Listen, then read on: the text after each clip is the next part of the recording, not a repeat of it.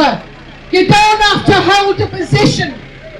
All you have to do is to have a voice.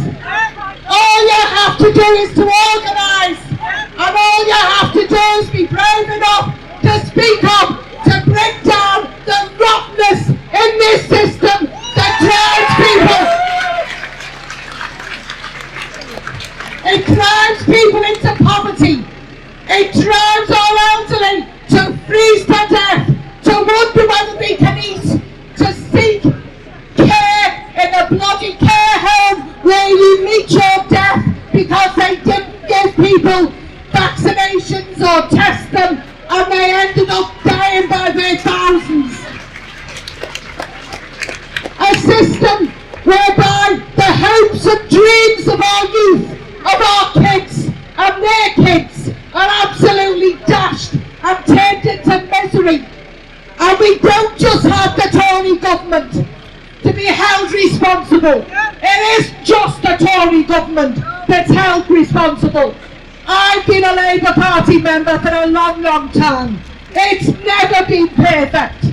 It's always needed movement from below to bring about change. Always. Let's not kid ourselves. But now we've got the most backward, reactionary, absolutely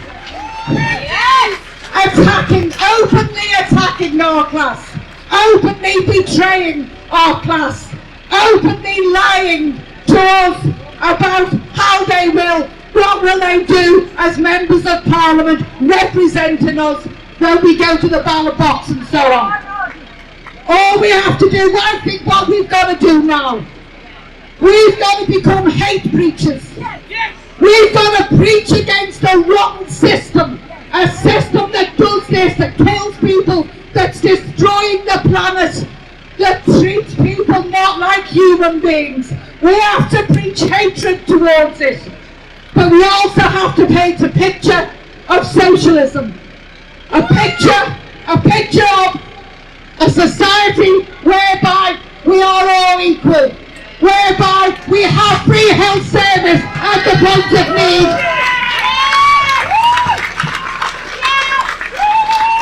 Just like we won in 1945. It was never given to us. Nothing was ever given to us. And the youth have got to learn, a lot of people have got to learn today, that everything we got today, we fought for. And let me say, mainly through the trade union movement. And we are now only having our backs the trade union movement because we definitely haven't got the Labour Party.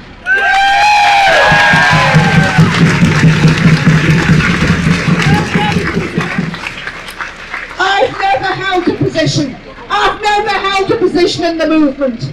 But when they started the anti-Semitism attacks, they picked on me. I took the Jewish Chronicle to court the libel and I won that fight.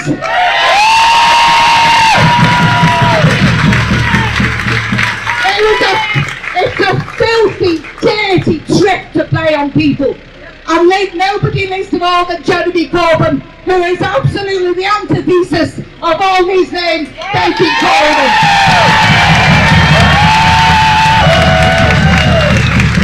I want to finish on this. In the 1980s, I fought a dispute to defend working women in a shop who was sexually harassed by the area manager. He made a film about it. Glenda Jackson played me in the film. But the point was, that dispute led to changes in the law. They were ruthless. The company was ruthless. They were suing me for £250,000. They were suing my father, who was an old man, and my brother, who was a young unemployed lad. And the union, the point being the union. And in the end of the day, if we want to fight against injustice, we have to break the law. And we broke the law.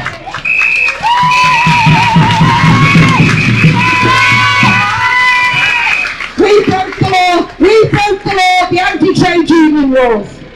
And we have to say, every time we take a step forward and we try to defend people against injustice, injustice.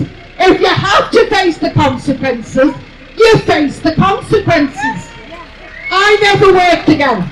It wasn't a victory for me, but it was a victory for working class women up and down the country.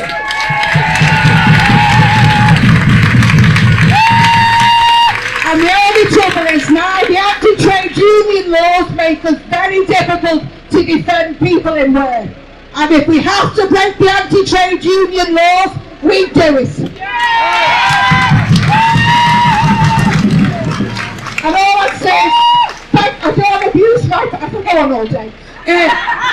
All I'd say is, it's absolutely fantastic to be looked at as a Liverpoolian by so many people from Manchester.